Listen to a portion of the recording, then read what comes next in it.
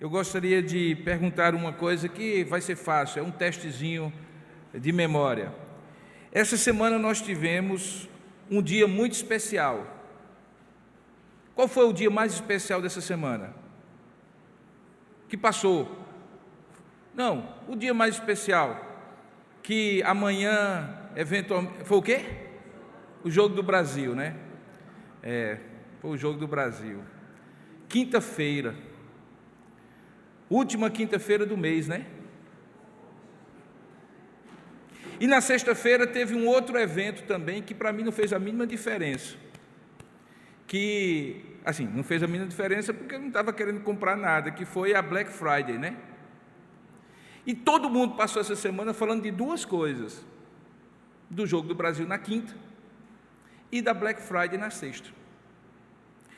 E aí, coincidentemente, aconteceu que na quinta-feira, mais do que esses dois eventos, nós tivemos o início de um período que é um dos períodos mais significativos do calendário anual de pessoas que conhecem a Deus, que reconhecem a presença de Deus nas suas vidas, que é o momento em que nós nos aproximamos do advento do nosso Senhor Jesus Cristo. Em outros países é chamado de Holiday Season, a época dos feriados, que começa na última quinta-feira de cada mês de novembro a cada ano, e que é o dia de ações de graças. E o Brasil atrapalhou, né? Mas mesmo que não tivesse tido o Jogo do Brasil, o fato é que ano após ano, a gente que não tem essa tradição, que conheceu essa tradição de uns dias para cá, de uns anos para cá, não é incentivado a pensar nessa época do ano como um ano de comemoração, de celebração, pautadas pela gratidão. É um tempo propício, o ano já está próximo de acabar. Grande parte do que tivemos que viver no ano de 2022, já vivemos, embora obviamente ainda tenha aí mais de um mês pela frente. Nos aproximamos do Natal, que marca no calendário litúrgico o nascimento do Senhor, e do Ano Novo, que é um marco que, ainda que seja um dia como qualquer outro, no imaginário de cada um de nós representa um divisor de águas, em que nós anelamos, nós expressamos e desejamos no nosso coração, que o ano vindouro seja melhor do que esse ano que está acabando. O que seria uma crítica a nós, na verdade, é uma constatação.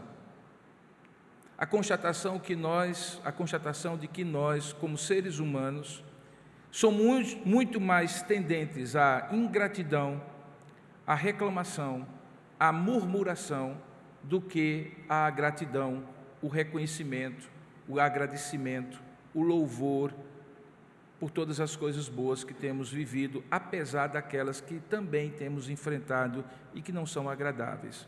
A tendência do ser humano é muito mais de esquecer dos benefícios do que lembrá-los e celebrá-los. Não à toa, o Salmo 103 diz: bendize, ó minha alma, ao Senhor, e não te esqueças de nenhum só de seus benefícios, porque a tendência natural é se esquecer. Quando Jesus quis dar essa lição, na sua época, ele registra, segundo a visão do evangelista Lucas, um episódio que só Lucas registra, e que é emblemático e fundamental para a gente compreender como é que Deus entende gratidão, como é que Deus incentiva a gratidão, como é que Deus espera a gratidão da nossa parte, e como gratidão é muito mais do que aquilo que nós eventualmente somos ensinados desde pequenininho, quando nossas mães, nossos pais diziam assim: agradeça, meu filho, diga muito obrigado para a moça, quando eventualmente alguém fazia um favor, uma gentileza para nós. Para ver isso, eu convido você a abrir a palavra de Deus no Evangelho de Lucas, no capítulo 17, onde é contada uma história, a chamada história da cura dos 10 leprosos, que está registrada em Lucas, capítulo 17, particularmente a partir do verso de número 11 ao número 18, ou 19. Lucas 17, de 11 a 19. Vamos ler a palavra de Deus? Diz assim: de caminho para Jerusalém, passava Jesus pelo meio de Samaria e da Galileia. E ao entrar numa aldeia, saíram-lhe ao encontro 10 leprosos, que ficaram de longe e lhe gritaram, dizendo: Jesus, mestre, compadece-te de nós. Ao vê-los, disse-lhes Jesus: ide e mostrai-vos ao sacerdote. Aconteceu que, indo eles para os sacerdotes, eles foram purificados. Um dos 10, vendo que fora curado, voltou para Jesus, dando glórias a Deus em alta voz, e prostrou-se em terra, com o rosto em terra, aos pés de Jesus, agradecendo-lhe, e este era samaritano. Então Jesus lhe perguntou: não eram 10 os que estavam contigo e foram curados? Não eram 10 os que foram curados? Onde estão os 9? Não houve, porventura, quem voltasse para dar glória a Deus, senão este estrangeiro? E disse-lhe: levanta-te e vai, a tua fé te salvou. Que Deus abençoe a sua palavra lida. Eu lhe convido nesse momento a orar comigo, pedindo a Deus que Deus ilumine e abra o nosso entendimento para compreender a palavra do Senhor. Vamos orar juntos? Ó Deus amado e querido Pai, auxilia-nos agora, ó Santo Espírito de Deus, a entender, compreender de maneira profunda, verdadeira e transformadora a Tua palavra. Esta palavra que por si só já é suficiente para falar ao nosso coração, porque foi inspirada pelo Teu Espírito. É palavra do Senhor e nós queremos recebê-la como tal. Não apenas contar a história, mas ouvir a Tua voz por meio dessa história. Fala, portanto, conosco, abrindo o nosso entendimento para que compreendamos esta palavra e possamos, de fato, entender qual é a mensagem que ela nos traz a cada um de nós que está aqui nesta noite, ou que está distante participando deste culto, ou que futuramente haverá de ouvi-lo ou vê-lo pelo meio do registro que ficará. Que cada um de nós, ó Pai, em circunstâncias diferentes, sejamos ensinados naquilo que o Senhor tem para nós nessa noite. É o que nós oramos em nome e para a glória de Jesus. Amém.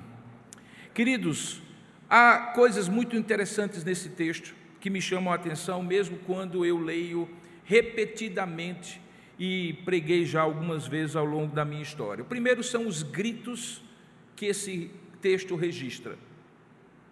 Se você prestou atenção, há 2 momentos em que se grita nesse texto. E o texto é muito enfático quando diz grita em alta voz. Lucas chega a ter um pleonasmo aqui, porque todo grito, obviamente, é muito alto, mas ele chega a enfatizar e dizer assim: gritou em alta voz. O primeiro é o grito do desespero e da exclusão. Se você olhou bem direitinho no texto, quando Jesus passa por aquela aldeia, que era uma aldeia samaritana, você tem que compreender mais ou menos a geografia. Jesus estava no norte, na Galileia, e ele estava descendo para o sul, na Judéia, porque diz o texto que ele ia de caminho para Jerusalém. Há um outro texto onde Jesus faz esse mesmo caminho, que é quando ele, em João capítulo 4, se encontra também com a mulher samaritana, o que faz com que você deduza de cara que entre Galileia e Judéia, aquela região do meio é a região dos samaritanos. Uma região formada por pessoas que originalmente eram judias, mas que no período do cativeiro babilônico, de alguma maneira se misturaram religiosamente, culturalmente, politicamente, com outras religiões e outros costumes e outras culturas. E quando se estabelecem naquela região, eles acabam tendo não apenas um lugar de culto diferente dos judeus, e esse é o contexto de João capítulo 4, quando a mulher pergunta onde se deve adorar, porque os nossos pais adoram aqui, junto à fonte que o nosso pai Jacó abriu, e ela estava falando de Sicar, a capital de Samaria naquela época. enquanto que vocês judeus adoram em Jerusalém. Onde é que se deve adorar? Esse era o contexto da conversa. Eles tinham um lugar diferente de adoração. Mas eles também tinham perspectivas de vida religiosa, principalmente, diferentes. O que fazia com que, aos olhos dos judeus, eles não fossem benquistos. Novamente me remetendo a João capítulo 4, você lembra que o espanto dos discípulos de Jesus, quando voltam da aldeia, para onde eles tinham ido comprar comida, e veem Jesus conversando com aquela mulher, é porque aquilo era improvável, inaceitável. A própria mulher havia dito: como sendo tu, homem judeu, falas comigo que sou uma mulher samaritana, porque Jesus tinha lhe pedido água do poço. Portanto, eles não se bicavam, eles não se davam bem, eles tinham uma perspectiva em que os judeus se sentiam religiosamente superiores aos samaritanos. Essa é a razão porque, por exemplo, lá no texto de João e aqui também, Jesus provavelmente faz duas rotas diferentes. Lá no texto de João diz o texto que era-lhe necessário passar por Samaria, e não era, não necessariamente. Havia um caminho que hoje está muito mais na área da Jordânia, que circulava a área de Samaria, de modo que um judeu, para se manter puro, não precisava, vindo da Galileia para a Judéia, passar por dentro de Samaria. No caso lá de João capítulo 8, o era-lhe necessário do texto era porque Jesus tinha uma agenda com aquela mulher para encontrar, e por isso que era necessário. No caso aqui, ele provavelmente está usando uma rota alternativa em que ele tangencia essa cidade, uma cidade samaritana. O grito da angústia e do desespero e da exclusão que eu mencionei como sendo o primeiro grito desse texto, decorre do fato de que, ao entrar naquela aldeia, saíram ao encontro de Jesus 10 leprosos e gritavam. E, curiosamente, o grito deles era diferente daquilo que era costume que eles gritassem. Em Levítico capítulo 13 e 14, 2 capítulos inteiros da lei do Senhor são dedicados para tratar de como o povo deveria lidar com pessoas que tivessem lepra. Sob a designação de lepra, havia uma série de afecções cutâneas, algumas eram lepra mesmo, hanseníase, e outras não. Mas porque, em caso de algumas delas, o alto poder de contaminação, não é o caso da lepra, de outras afecções cutâneas, eles eram isolados. E quando algumas desses problemas causavam perdas de pontas de cartilagem do nariz, das orelhas, às vezes dos artérios, muitas vezes afetando a parte nervosa do ser humano, daquele que era afetado por isso, eles se isolavam e tinham por obrigação legal dizer, quando alguém se aproximasse a alguma distância mínima, a seguinte expressão: lepra, lepra. E era a palavra que fazia com que a pessoa não se aproximasse, nem tocasse com aquela pessoa, ou tocasse naquela pessoa de maneira inadvertida. Agora, veja, o que era segurança para os outros era exclusão e angústia para quem estava doente, porque ele não podia conviver, ele era isolado socialmente, ele não podia ir para o templo, muitos deles não podiam ter uma atividade econômica produtiva, consequentemente vivia da mendicância, eram, portanto, excluídos e angustiados. Mas, curiosamente, esse grito da angústia, que seria o que deveria ter sido dito quando Jesus chega naquela aldeia, se torna um grito de socorro, de apelo. Era angústia pela situação, era sentimento de exclusão pela situação, mas havia algo de esperança, porque eles dizem assim: Mestre, compadece de nós.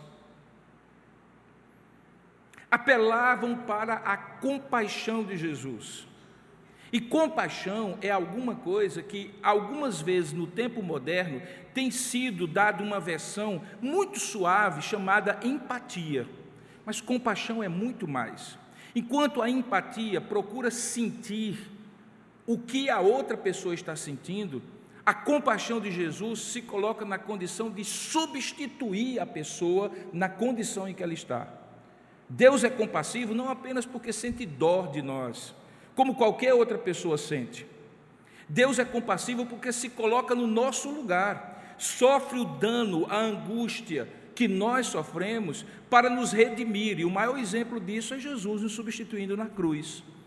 Aqueles homens, ao olhar para Jesus e apelar para a compaixão de Jesus, queriam, na verdade, que Jesus não apenas sentisse o drama que eles estavam sentindo, mas se colocasse na condição deles, podendo resolver a situação. Mestre, compadece de nós. A resposta de Jesus parece ser fria e lacônica. Não tenho muita coisa a ver com isso, siga as regras. Por quê? Porque diz o texto no versículo 14 que, ao vê-los, Jesus diz para eles: ide e mostrai-vos aos sacerdotes. Este era o protocolo sanitário da época, porque os sacerdotes eram aqueles que não apenas oficiavam no templo, oferecendo sacrifícios e fazendo orações, mas também eram responsáveis por determinar que tipos de comidas eram mais suscetíveis a contaminações. Os animais impuros da lei de Moisés tinham um aspecto religioso, por um lado, porque muitos deles eram usados para rituais pagãos, mas tinha também um aspecto sanitário por outro. Eram alimentos que, se uma vez tivesse sido consumidos e contaminasse o acampamento do Senhor, todo aquele povo poderia ser dizimado por uma epidemia, seja lá do que fosse. Os sacerdotes tinham então uma função social, sanitária, como se fossem hoje médicos, como nós temos, que nos avaliam, que nos olham e dizem assim: você está liberado para isso ou liberado para aquilo outro. Quando Jesus aponta para os sacerdotes e diz assim: ide aos sacerdotes, possivelmente no coração daqueles homens, eles imaginavam que o que Jesus estava dizendo é: siga o protocolo. Se tivesse um terceiro ouvindo ali, e vendo e presenciando, possivelmente pensaria: Jesus está seguindo as regras. O que eles não sabiam, e um terceiro não saberia dizer, é que por trás da ordem, vai e siga as regras, vai e se apresente diante dos sacerdotes, havia um poder da autoridade maior do universo, aquele que traz cura quando quer trazer, que traz abundância quando quer trazer, que traz livramento quando quer trazer, e assim era. Quando Jesus envia aqueles homens para os sacerdotes, o texto diz que indo eles, veja lá, indo eles, aconteceu que indo eles, aqui na ação, no meio da ação, enquanto a ação está acontecendo, indo eles, foram purificados. E aqui os verbos ajudam, viu? Enquanto a ação de ir era contínua e estava acontecendo, a ação de purificar já era definitiva e cabal. Eles foram purificados, definitivamente purificados. Eles não foram sendo purificados à medida que caminhavam. Na atitude de caminhar que eles caminharam, Jesus já curou. Eles foram purificados. E é aqui que o desenho do segundo grito acontece. O primeiro é o grito da angústia, da exclusão, revestido de esperança. Mas há um segundo grito. Por quê? Porque diz o texto, a partir do verso 15, que não o 10, mas um dos 10, percebendo que estava curado, veja aí, vendo que fora curado, versículo 15, ele toma uma decisão. Ele volta na direção oposta que ele estava indo, e que os 9 provavelmente continuaram indo para se apresentar ao sacerdote, e independente da liberação do sacerdote, percebeu que estava purificado, e percebendo que havia sido purificado, volta e diz o texto, dando glória a Deus em alta voz, e novamente o alta voz se apresenta. Então você tem um alta voz no início, da angústia, do desespero, revestida de alguma esperança. E você tem uma alta voz da gratidão que faz alguém voltar para o benfeitor, agradecendo o benefício que foi recebido. E dentre uma coisa e outra, se encontra a gratidão. A gratidão é o que acontece entre um grito e outro. E quais são os elementos dessa gratidão, que provavelmente é aquela que você deve ter no seu coração? A primeira delas, a profunda constatação da sua necessidade, porque só é agradecido quem sabe que precisa. Se tem alguma coisa que é difícil, é você dar um presente a quem não quer receber, a você fazer o benefício a quem acha que não precisa, a você ajudar quem acha que não precisa de ajuda. A maior dificuldade do mundo, no caso como esse, é convencer que a pessoa precisa, mas aqueles homens não precisavam ser convencidos, eles sabiam todo o drama de ser leproso. E, consequentemente, quando eles veem a sua carência, o primeiro elemento da gratidão acontece. Ninguém é grato se não entender que precisa daquilo que ele eventualmente no futuro vai agradecer. Na verdade, eu quero dizer uma coisa para vocês: o ingrato no futuro é, na verdade, o autossuficiente do passado. Preste bem atenção. Se você ligar uma coisa com a outra, você vai descobrir que as pessoas mais ingratas são as pessoas mais soberbas e autossuficientes, que não reconhecem que precisam do outro e, portanto, não valorizam o benefício que receberam. Então, se tem alguma coisa que começa a ser gerada no seu coração em forma de gratidão, é você reconhecer-se como dependente de Deus. É você largar da soberba que precede a ruína, entender que Deus resiste aos soberbos e dá graça aos humildes, que você é carente e necessitado, por mais que você tenha as melhores condições de vida.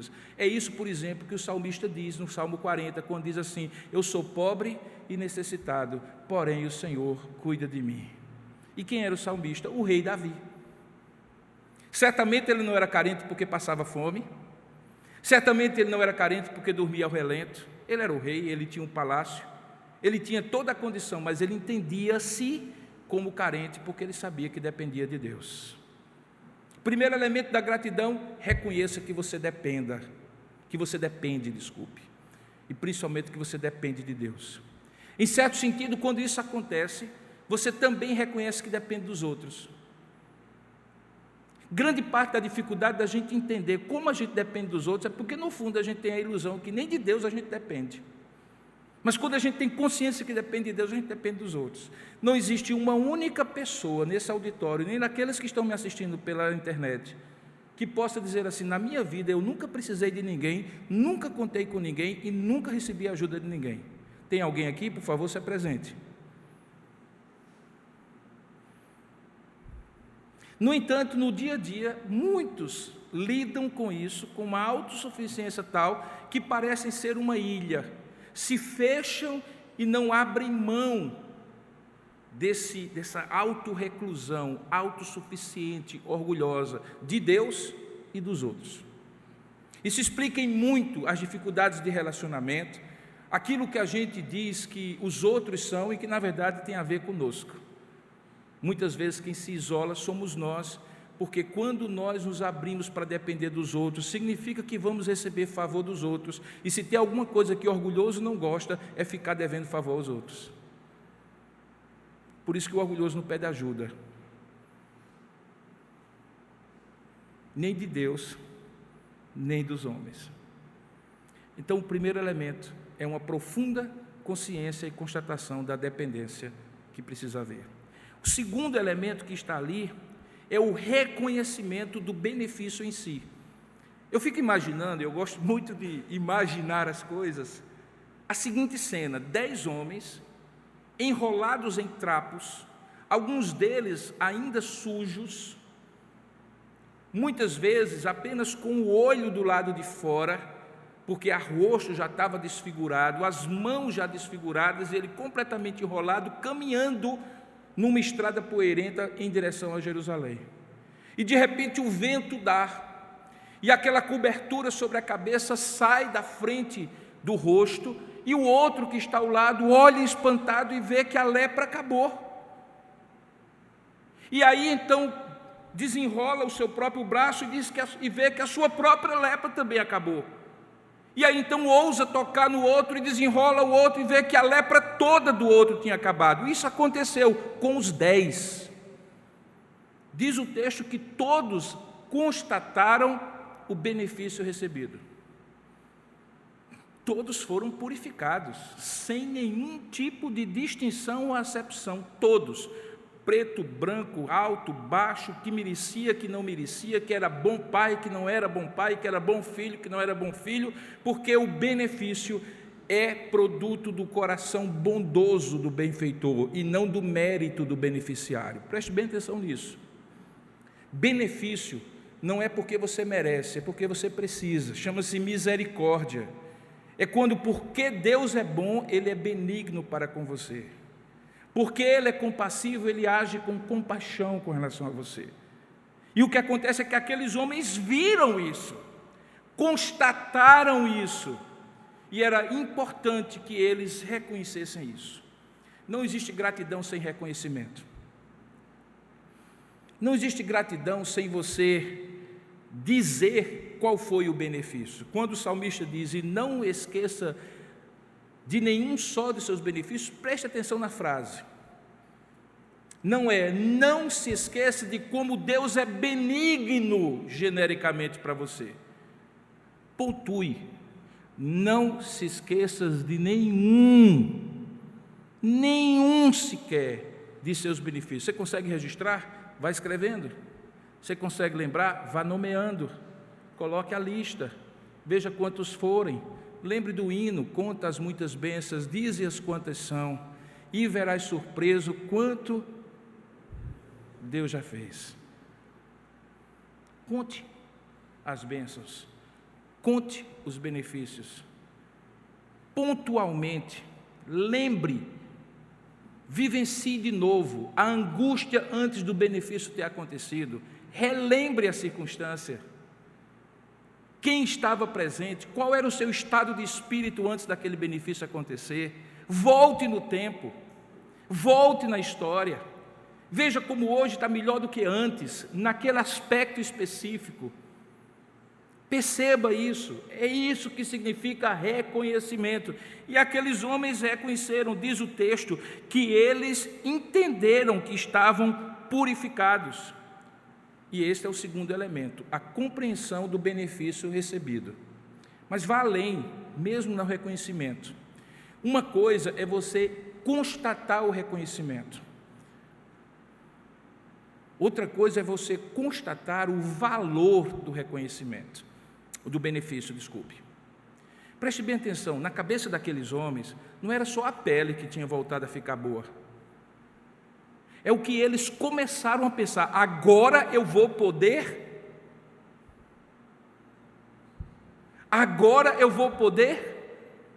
o que eu não conseguia antes, agora eu vou fazer. Aquilo que naquela época eu não fiz, eu vou fazer. Aquele lugar onde não pude estar, agora eu vou poder estar. E isso vai se avolumando em termos de valor, que o mero reconhecimento deixa de ser uma coisa contábil.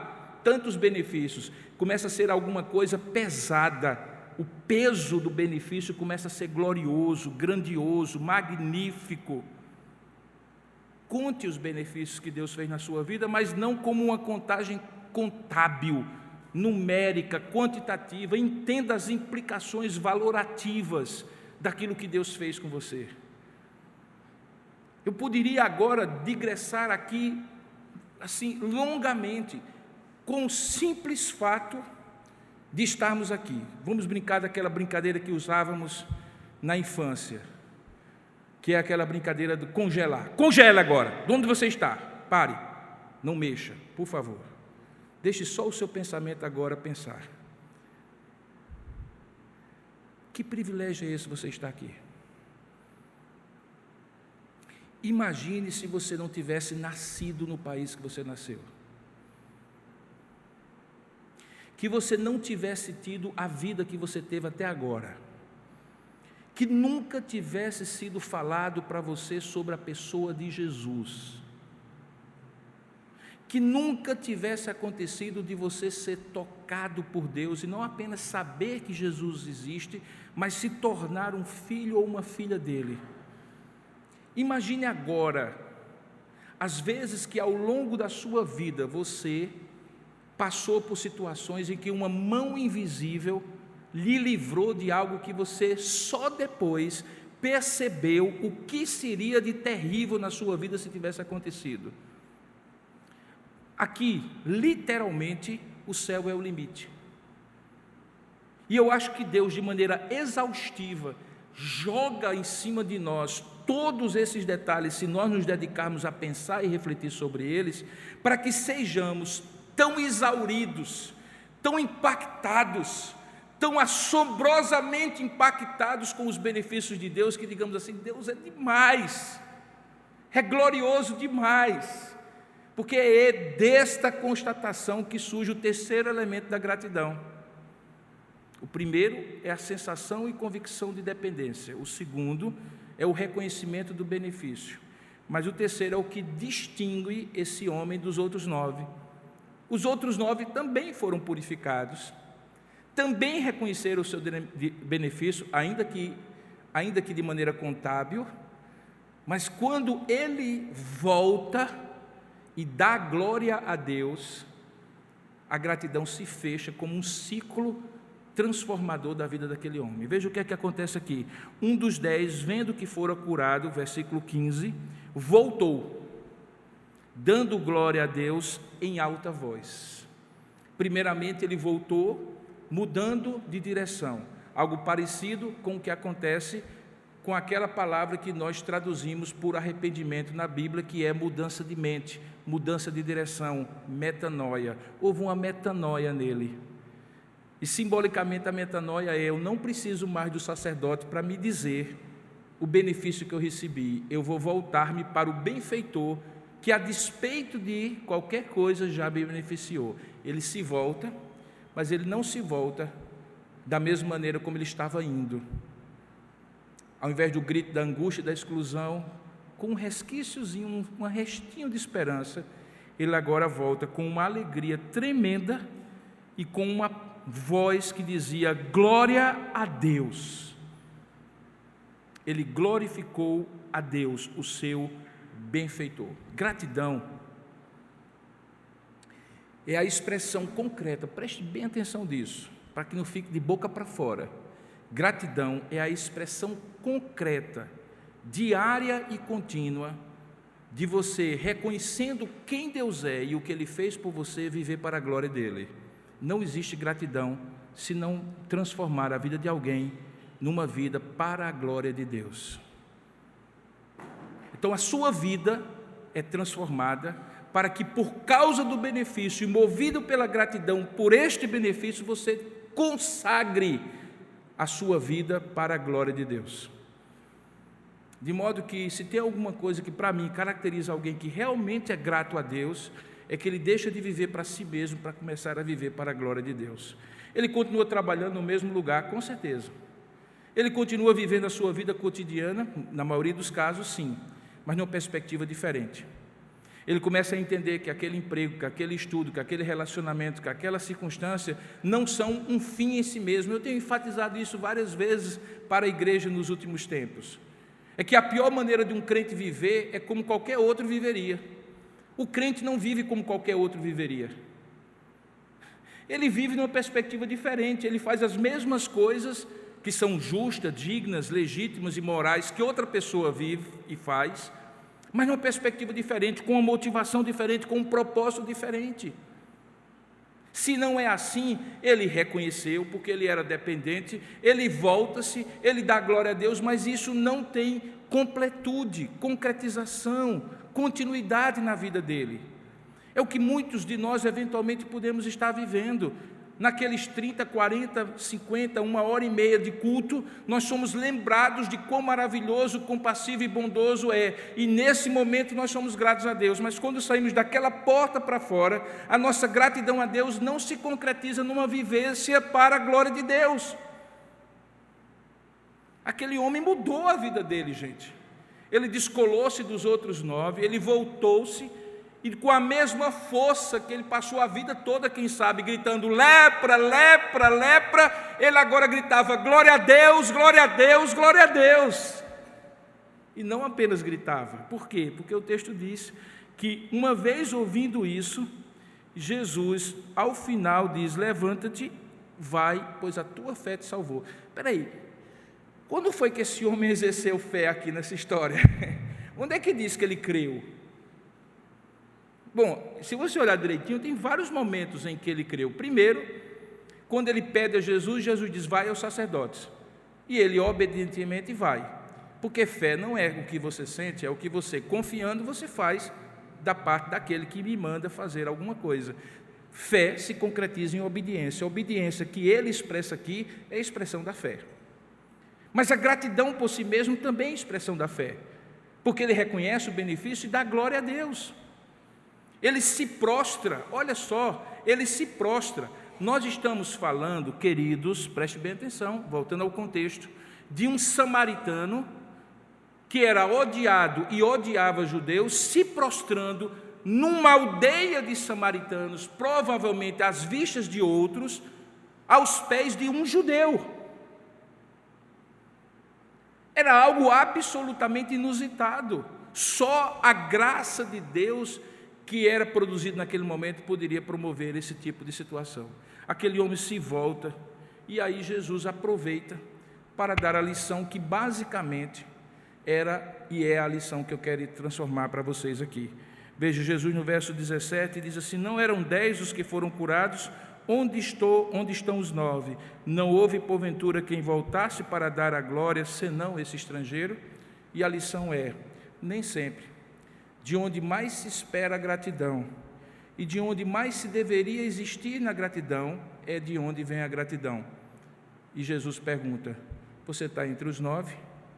Ou você é o 10º que voltou, mesmo sendo você um estrangeiro? Queridos, chegando à conclusão da minha mensagem de hoje, eu gostaria de, mesmo tendo o jogo do Brasil amanhã, e consequentemente temos a concorrência de uma Copa fora do tempo, e mesmo que o ano tenha sido muito difícil para você, que você tenha a tendência de recordar-se das coisas ruins que aconteceram no ano, e que talvez algumas delas você está vivenciando. Deixa eu lhe dizer uma coisa: a começar do fato de que você está vivo, nem que seja para reclamar, já é um motivo para agradecer. Preste bem atenção nisso. Nem que seja para reclamar, se você está vivo, já é motivo para agradecer. Agora, não reclame não, porque amarga seu coração e você deixa de receber a maior bênção de quem recebe a graça de Deus. Porque se tudo que vem de Deus se traduz numa palavra chamada graça, favor e merecido, tudo que vem do homem para Deus se traduz numa palavra, gratidão, o reconhecimento devotado à graça recebida. Gratidão é o reconhecimento devotado à graça recebida. Portanto, aproveite essa época do ano e comece a celebrar. Comece a celebrar, comece a agradecer. Comece a celebrar, comece a se preparar. Natal não é tempo que a gente apenas pensa na ceia de Natal. Natal não é aquele que a gente pensa na roupa que vai comprar. Se a Black Friday foi até hoje, vai continuar. E eu ainda quero ser beneficiado, comprando o que eu não preciso, pelo preço que não vale, para agradar quem não merece. Vá mais, vá além. Vá mais, vá além. Aproveite essa época do ano. Celebre muito a vida. Daqui a pouco a gente vai estar se preparando para o Natal, lembrando que a maior expressão da graça de Deus se concretizou quando Jesus veio ao mundo. Daqui a pouco a gente vai estar projetando os nossos sonhos mais profundos, a nossa esperança mais forte do ano que vem, independentemente das circunstâncias sociais, políticas e econômicas. Deus não se prende a isso. Se prendesse, você já tinha estado em situação muito pior, por outros problemas muito mais sérios que você já vivenciou e Deus lhe livrou. Eu quero lhe incentivar profundamente a você dizer agora à sua própria alma as seguintes palavras: minha alma, bendiga ao Senhor por todos os benefícios que Ele tem lhe dado. Bendize, ó minha alma, ao Senhor, e não te esqueças de nenhum só dos seus benefícios.